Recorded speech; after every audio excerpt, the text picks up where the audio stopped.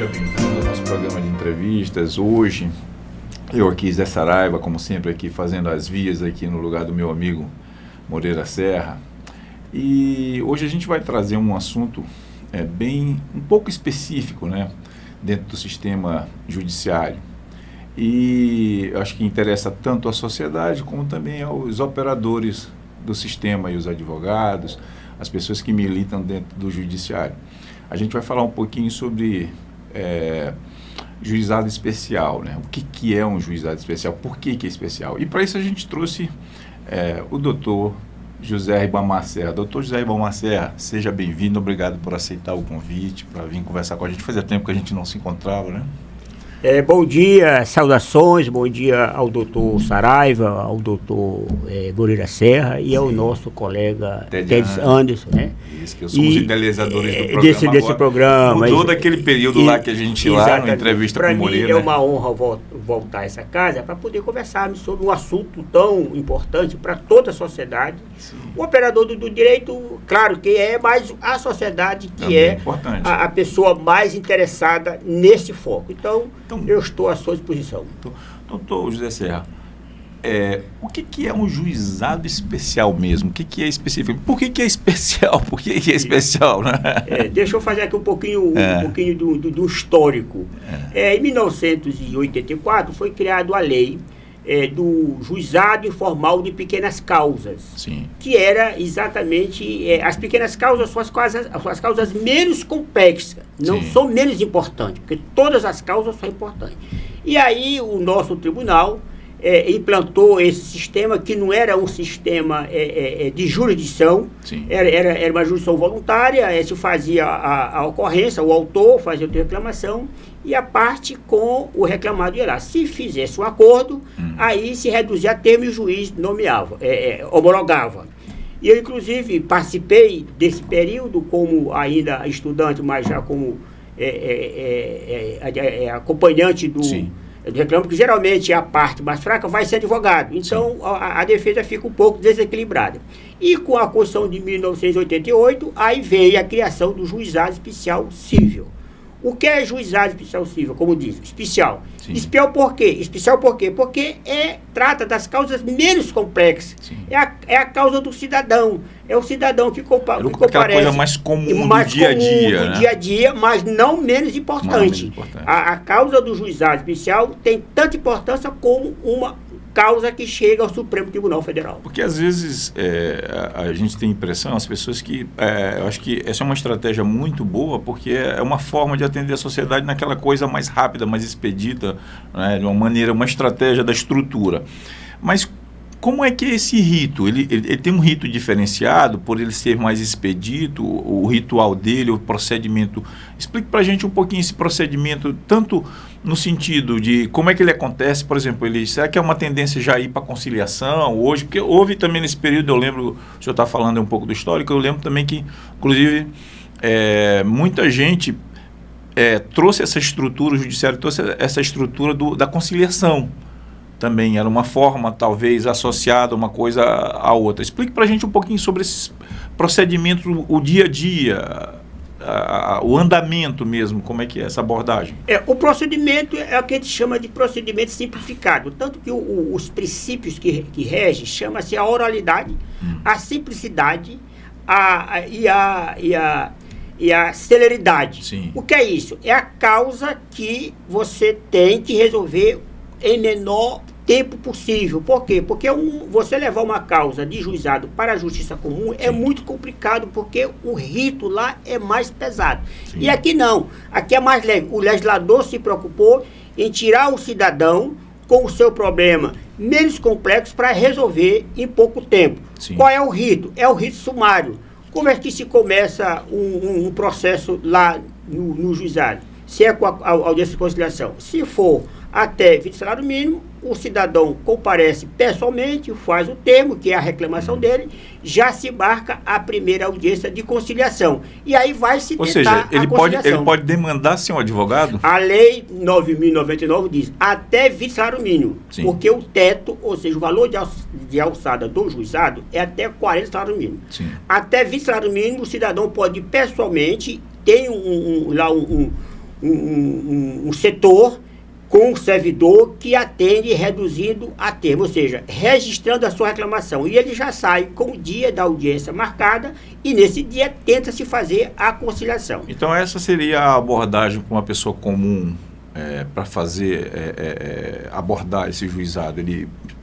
O esclarecimento para o cidadão comum que tem qualquer problema de natureza menos complexa, dirigir ao juizado, até vice-salário mínimo, e fazer sua ocorrência, e lá ele vai resolver, porque se não se resolver na audiência de conciliação, se for necessário, sim, se tiver algum fato a esclarecer, se marca a audiência de seu julgamento, que é feita por mim, porque hoje eu estou no Juizado Especial de Pequenas Causas, lá em São José de Ribamar, e eu já estou trabalhando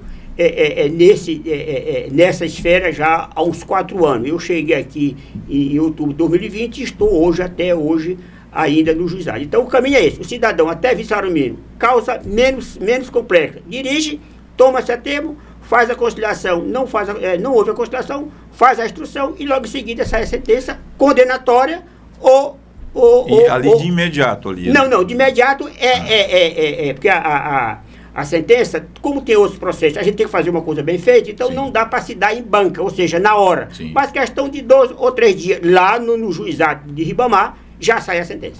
Isso pode dar um exemplo de um tipo de causa, assim, por exemplo, uma cobrança de dívida?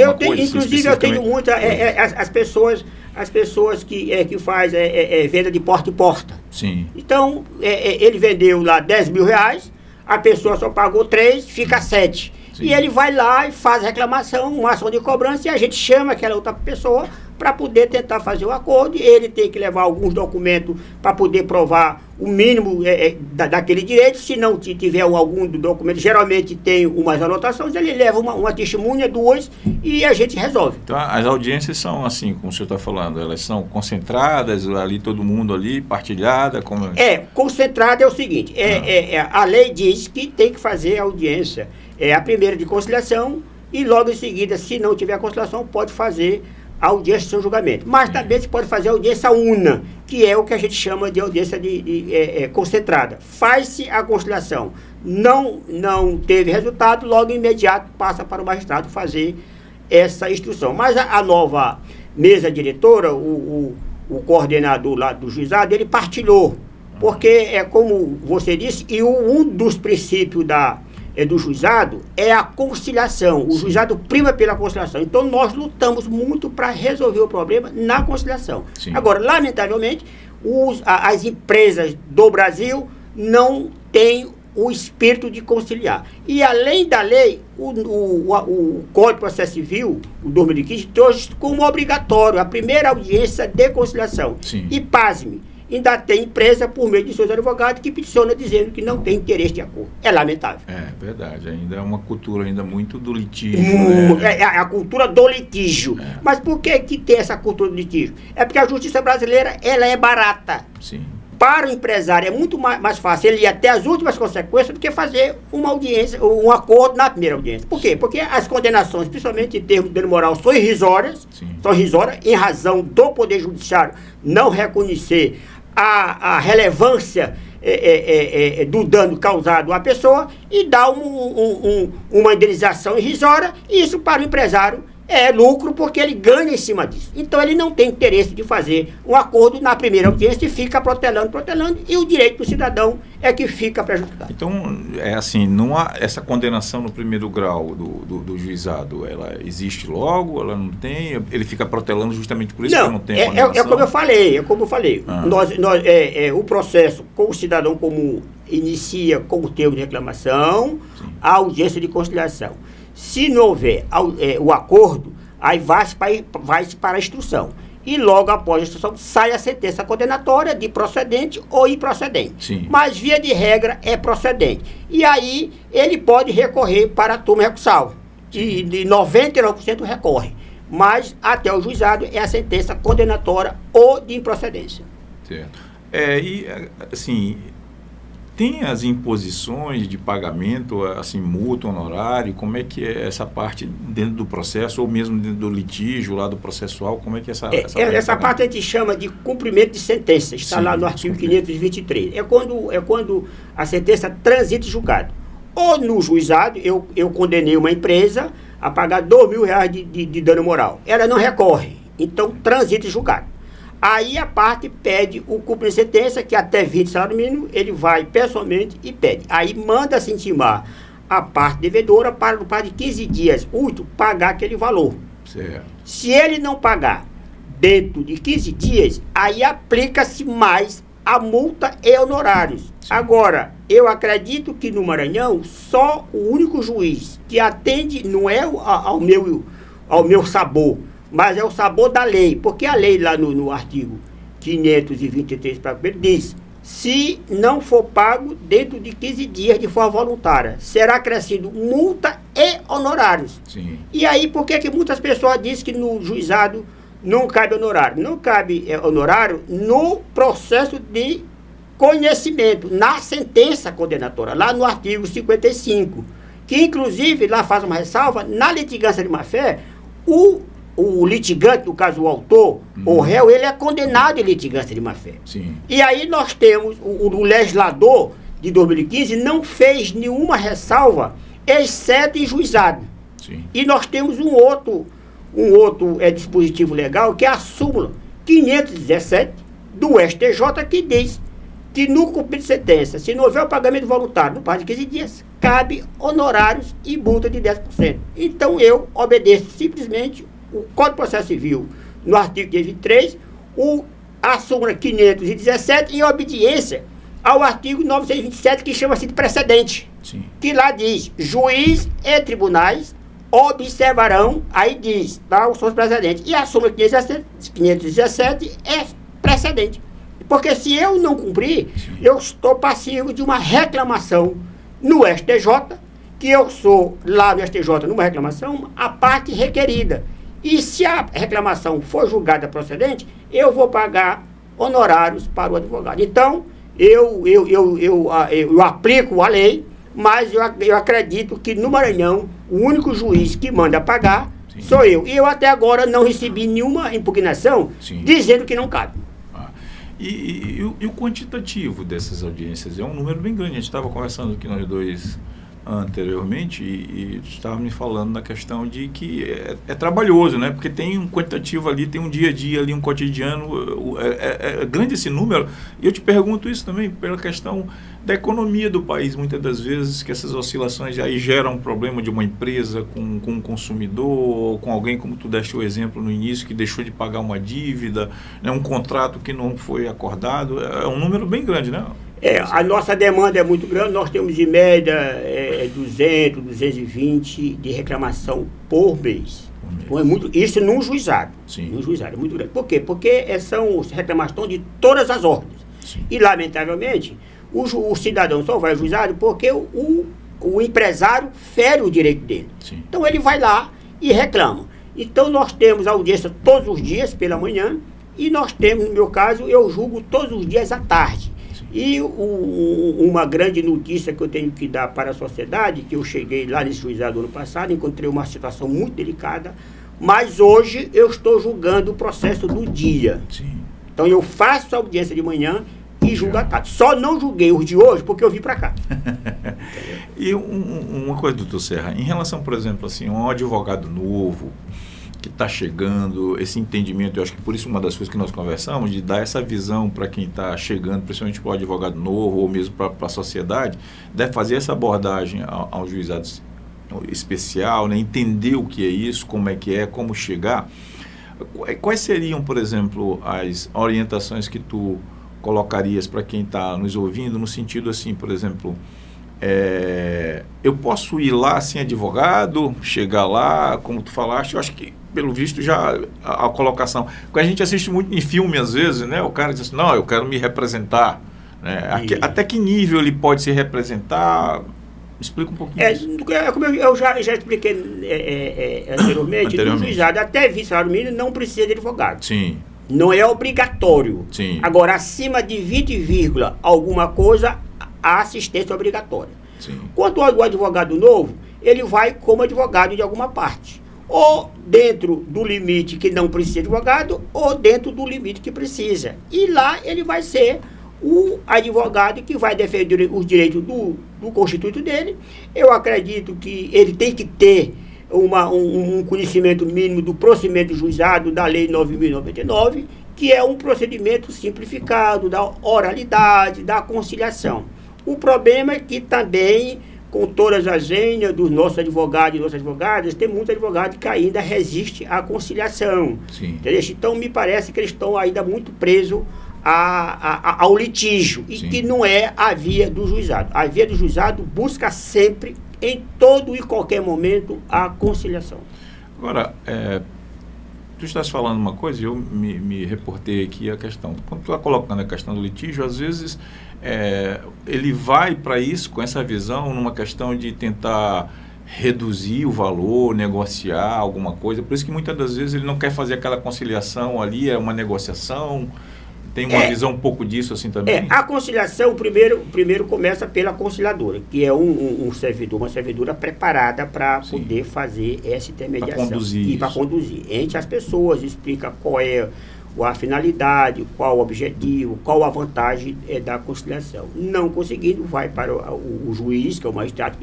E no meu caso, eu também, antes de partir para o litígio, quer dizer, a instrução processual, porque o litígio já houve, mas quando eu digo litígio, a instrução processual, eu explico e oportunizo. O problema é que ainda há uma resistência das pessoas. E outra coisa, e aí cria-se uma expectativa para o autor. Vou dar um exemplo. Isso é no Brasil, não é no Maranhão. Isso é no Brasil. Eu não conheço uma indenização de juizado de R$50 mil. O advogado pede. E aí, automaticamente, ele já informa ao cliente dele. Então, e aí a outra parte oferece 2 mil. Então, a expectativa está muito distante. É muito distante. E aí, para eu poder explicar para ele que aquilo ali foi apenas um pedido, que aquilo ali não tem... inclusive, eu já digo de forma clara... Ele pode peticionar. Mas entre a minha palavra de juiz, mesmo sendo juiz, e do advogado dele, ele acredita no advogado dele, porque, inclusive, várias pessoas dizem, não, doutor, mas o meu advogado me disse que eu vou levar R$50 mil.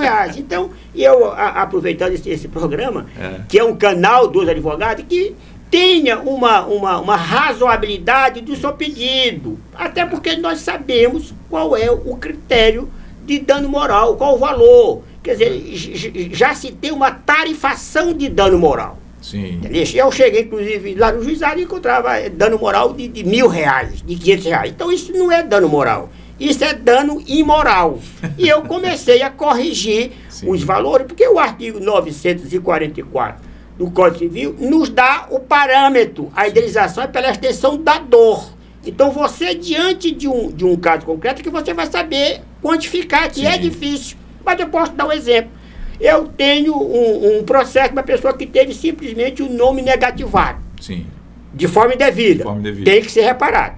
Esse é um caso normalmente que acontece. Não, isso acontece muito. E eu, inclusive, eu estou lidando com o caso que eu já tive. É o valor. Mas eu tenho um outro caso que foi internado e desinternado no hospital do próprio plano de saúde para fazer uma operação. Ele se internou e se desinternou 15 vezes, passando tipo 12 horas com aquele preparo para poder fazer a cirurgia.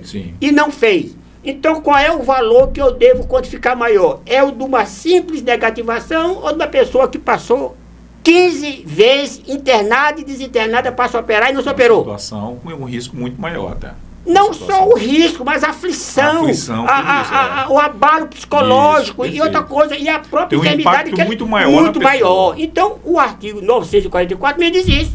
Então, eu, diante dessa situação, eu tenho como... Não, quem teve só o nome negativo vale R$2.000. Mas quem teve essa situação vale 15 mil.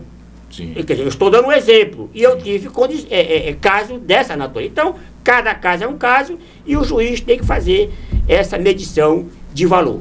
É importante isso, porque tu está falando assim, o impacto, ele mensurar, né, ter essa percepção do impacto. Porque, por exemplo, num caso desse, da pessoa que está negativada, também vamos supor que ela ia tomar um empréstimo para uma coisa ou outra, já é uma outra situação, né? São situações que tem... Isso é diferente, quer dizer, porque o reclamante também, ele tem que provar qual foi a extensão da dor dele. E você falou muito bem, porque tem pessoas, não, doutor, eu fui no Serasa e tal, mas tem, doutor, eu fui tentar comprar um apartamento, principalmente pessoa jovem que está tentando, está iniciando a sua vida, recém-casado, com certificado, e não pude comprar o apartamento porque o nome estava negativado e eu não devo nada dessa empresa, ou então eu já paguei, é o valor. Esse outro que simplesmente tomou conhecimento é outro valor. E essa pessoa que passou 15 vezes internada e desinternada para fazer uma cirurgia, por culpa do plano, não foi. Então são 3 valores diferentes. O juiz tem um ambiente de acordo com o 944 para poder quantificar um valor que corresponda à dor daquela pessoa. Porque o dano moral, ele não objetiva enriquecimento para poder aumentar minha fortuna, não. Qual é o objetivo? É trazer momentos de alegria para aquele sofrimento que ele teve lá atrás. Agora, Serra, uma coisa, quando a gente iniciou a conversa falando sobre o juizado especial, às vezes tu falaste uma coisa que é bem interessante, que a pessoa, quando ela procura um juizado, no caso especial, com aquela expectativa ali, e com uma coisa, pelo que tu colocaste, tende a ser uma coisa mais expedita ali, mais rápida ali, é claro que tem que seguir todos aqueles princípios de razoabilidade, né, de princípios que regem mesmo o direito ali. Mas tu colocaste, às vezes a pessoa não chega com uma expectativa lá muito alta, às vezes, como tu falaste, o próprio advogado, isso aí, tu deixa um exemplo desse na colocação que o cara... o caso dele é de 15 mil, mas ele pede lá já 50 mil, aquilo ali. E a pessoa que está usando o advogado, o operador também, ele também fica naquela expectativa. Hoje eu vejo muitas pessoas assim, não sei se isso também, se tu tem essa percepção de que hoje as pessoas tudo gera uma expectativa, não, vamos resolver, mas sempre, não, eu vou pegar meu direito, né?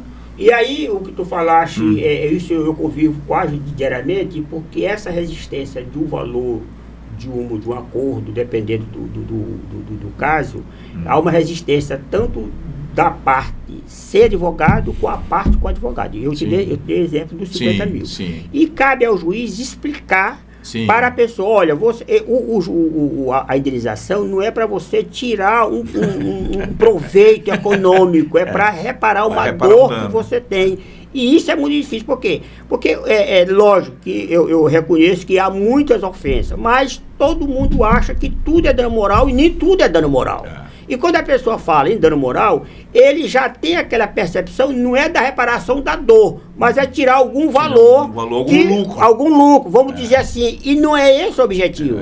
E para o juiz, no meu caso, é muito difícil. Às vezes eu tenho que chegar e dizer, olha, o valor é este, você não é obrigado, mas a situação para este caso é mais ou menos isso. É muito difícil você querer convencer alguém além do razoável. Por quê? Se ele, e principalmente porque lá o servidor bota lá o teto, 28 mil. Então ele cria aquela expectativa que ele vai ganhar 20 mil, 28. Mas aí a parte chega, não, doutor, eu proponho 2 mil reais. Aí, é diferente. Aí eu tenho que tentar balizar nem 12, nem 28 e tal, para poder. E muitas das vezes eles, não, doutor, se o senhor está mandando, não, eu não estou mandando, eu estou orientando que este caso, mesmo que for julgado, a senhora não vai receber 28 mil. Eu não sei quanto é, mas 28 mil eu já sei que você não recebe. Mas aí deve ter caso da pessoa que gerou aquela expectativa de 28 e ela quer protelar, quer levar aquilo adiante, mais ainda achando que... Exato. Então, inclusive também, né? Eu já tive caso que a parte, não, doutor, eu não aceito, julgue. Aí eu vou julgar e vou ver o caso e eu dou o valor que eu entendo que aquele caso merece. Sim. E não os 28. E não era a expectativa. A expectativa dele. Mas aí eu não posso fazer nada. Por exemplo, tem casos também assim de prestação de serviço, assim, Tipo água, energia também, que o cara faz o corte indevido, essas coisas. É o que mais tem. Inclusive lá em Ribamar, que é uma companhia que ganhou a concessão e tal. Então existe muitos, principalmente, eu não entendo, são valores exorbitantes. Sim. A pessoa tem um consumo normal, 180, 220, aí depois sobe para 3, 4, 5, 6, 9 mil reais. Não se justifica. Sim. Um mês, 2 meses. Aí depois volta ao normal. Não se justifica. Então eu não entendo como é que uma companhia dessa sai de um parâmetro normal para um parâmetro anormal. Que é uma coisa bem racional. Bem racional. É uma coisa para medir. Medir. Então nós temos muita coisa também quanto à concessionária de energia. Nós, principalmente agora, temos uma nova situação, que é o pagamento do boleto falso, porque a companhia dispõe o site dela com todos os dados, o cidadão vai lá, tira com boa fé, paga, e ela, na certeza de que pagou, não se preocupe, daqui a pouco a companhia vai e corta, sem avisar, a luz, e o cidadão, muitas das vezes, apresenta para a turma de corte, a turma de corte, olha, nós não queremos saber de nada, nós vamos para cortar, vai cortar. Então, nós temos a situação de tudo quanto lá a nossa demanda é variada. O que você pensar que tenha ofensa do direito, nós temos no juizado. E é importante essa informação para o cidadão, que é a pessoa que está assistindo a gente até aqui agora, saber disso, né? Saber que tem um sistema que é o juizado especial, entender um pouco disso para saber lá quando levar, como levar, não chegar com uma expectativa acima daquilo que, vamos dizer assim, o que o juizado realmente tem que fazer. E ele entender isso, né? E entender que o judiciário está ali para, vamos dizer assim, para garantir esses direitos dele, né? Para que ele se sinta, vamos dizer assim, valorizado dentro da atuação dele na sociedade. O juizado está à disposição do cidadão para acolher. Nós temos todo o aparato de preparo de pessoas, equipamentos e ambiente. Basta o cidadão ir até vice-salário mínimo sem advogado, mas querendo o advogado vai, e até com salário mínimo, aí é de forma geral, mas qualquer teto, o juizado está à disposição do cidadão. Doutor Serra, eu quero lhe agradecer, passou rápido, a gente está conversando aqui, né? A conversa foi boa, mas eu queria que você deixasse uma mensagem, assim, em relação ainda à utilização do juizado, as pessoas que ficaram até aqui com a gente aqui, qual a mensagem importante em relação à utilização do juizado especial? Olha, a minha mensagem é que todo aquele cidadão ou cidadã que se achar prejudicado com o seu direito e que seja uma demanda de menor complexidade, procure o juizado. Como já foi dito, até vice-salário mínimo não precisa e acima precisa.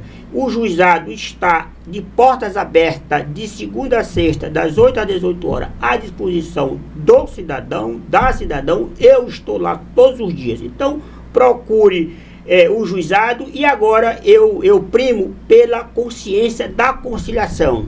Vamos ter uma cultura da conciliação, porque a cultura não há vencido nem vencedor. Todos ganham, porque o processo não busca o litígio, busca a paz social. E só se obtém uma paz social do processo por meio da conciliação. E aqui eu rogo aos senhores advogados, às senhoras advogadas que são parte desse sistema, faz parte do sistema de justiça e tem o dever de orientar os seus constituintes quanto à importância da conciliação. E não é só no juizado, é em qualquer ramo do direito.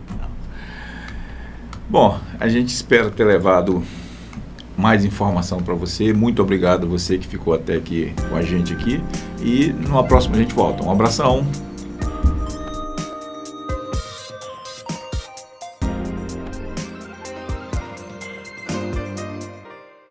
Cuidar de nossos idosos é preservar a nossa história. Asilo de Mendicidade. São 105 anos ofertando acolhimento digno de forma totalmente voluntária. Aqui contamos com cuidadores, terapeutas, psicólogos, central administrativa e um call center para recebimento de doações. Faça parte dessa história. Faça também a sua doação. Saudações. Una-se a esse elo de solidariedade e fraternidade.